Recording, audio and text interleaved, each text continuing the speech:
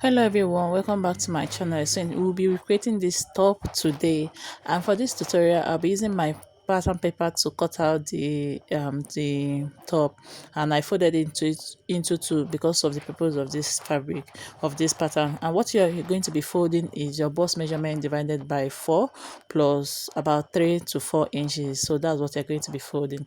And the first thing I did is to mark about 1.5 inches downward because we are going to be attaching a rope.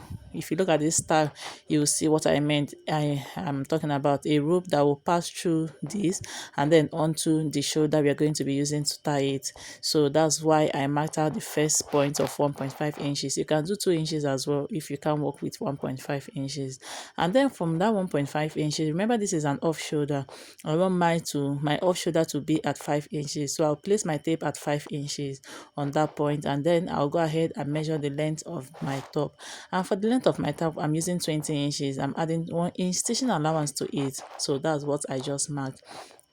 I'll go ahead and then connect this line straight so that it will be more visible and also for us to understand what we are doing. If you haven't subscribed to this channel, please do wait to hit on the subscribe button.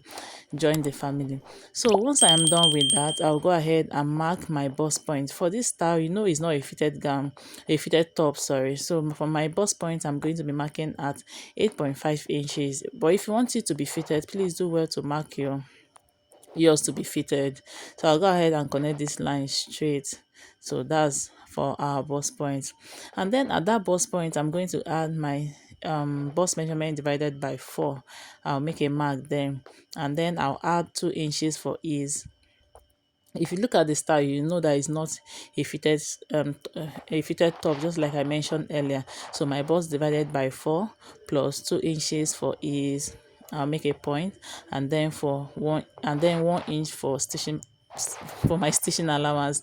And then at the shoulder line, I'm going to be marking my shoulder measurement divided by 2 plus about 3.4 inches. So this is where we have something that we are going to be gathering. So but you don't want it to be too wide, and you want to have something that you can use to curve your armhole. I hope you get this. So I'll go ahead and curve and connect the 2 points. That's more like curving our armhole. So guys, once I am done with that, I'm going to go ahead and extend this bust point to the hem because it's still the same thing. It's not a fitted top. It's just free from that bust to the waistline. So guys, once I am done with that, if you want your bust to have maybe like a sweetheart neckline, you can go ahead and shape it in at this point. But for me, I'm going to be leaving my straight. And please, when you look at what I am cutting, you see that I've already cut out the 1.5 inches that we added. Please do not cut it out. It was a mistake from my own end, which I'm going to replace afterwards. So please don't cut it out. In fact, if instead of cutting it out, add half-inch stitching allowance at that point to give you 2 inches. So don't make that same mistake that I did. I've already started cutting before I realized what I did. So I'm going to go ahead and place that pattern on another one, and then I'll cut out this same exact thing that I have for the front pattern. So I'll go ahead and cut this out. So this is for our back bodies as well. And if you want your back neckline to be lower than the front, do well to adjust it at this point. But for me, I'm going to be leaving it straight. So this is what you have for the front and the back. So both of them are going to be the same. So I'll go ahead and open this up, and the first thing you're supposed to do at this point is to pipe your neck armhole. Please listen to what I am saying. Pipe your armhole first before you fold in to fold in whatever I am doing at this point, so that you don't struggle with attaching your rope. So you pipe your armhole first, and then you fold in the 1.5 inches or 2 inches that you added.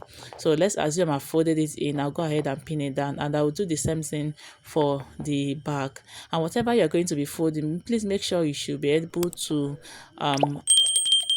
but you'll be able to pass your rope through it. So this is what you have at this point. So you must have piped your armhole at this point and also the neckline. So I'll go ahead and stitch down the two same side, and then I'll go ahead and attach my rope. So for my rope, you're not going to be making it too big. It should be about 1.5 inches to 2 inches long width of fabric, and then the length depends on how much fabric that you want to have. So I'll go ahead and fold this way fold over the other side and fold at the center, and then I'll stitch it all the way from the beginning to the end, and then I'll go ahead and attach it this way, and I'll have excess on both ends to tie at my shoulder. And that's it for this tie. I hope you find value in it and you enjoyed this video. Don't forget to give me a thumbs up, share my video, subscribe if you haven't already, and I will see you in my next video. Thank you so much for watching, and leave any question that you have and I'll do well to clarify you. Then go ahead and hem it, and that's it. Bye.